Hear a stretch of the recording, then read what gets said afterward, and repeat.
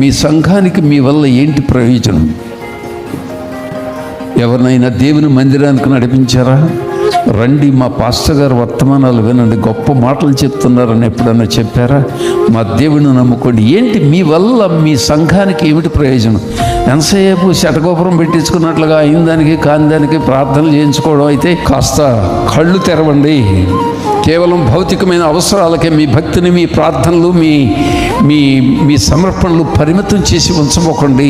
మీ సంఘం అనేటటువంటి ఆధ్యాత్మిక కుటుంబాన్ని, మీ వ్యక్తిగత భౌతిక కుటుంబాన్ని కట్టుకోండి.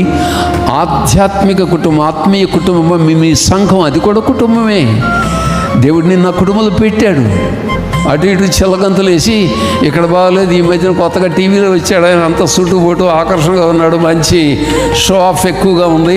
ఆ షో చూసి ఆకర్షితులైపోయే జనాన్ని చూస్తున్నాను, పిచ్చెక్కింది ఈ జనాన్ని కనుకుంటాను. నీకోసం కష్టపడి ఉపవాసాల నుండి కన్నీరు గచ్చిన పాస్టర్ అయ్యా లేడు ఇప్పుడు. అలా వెళ్ళబోకండి.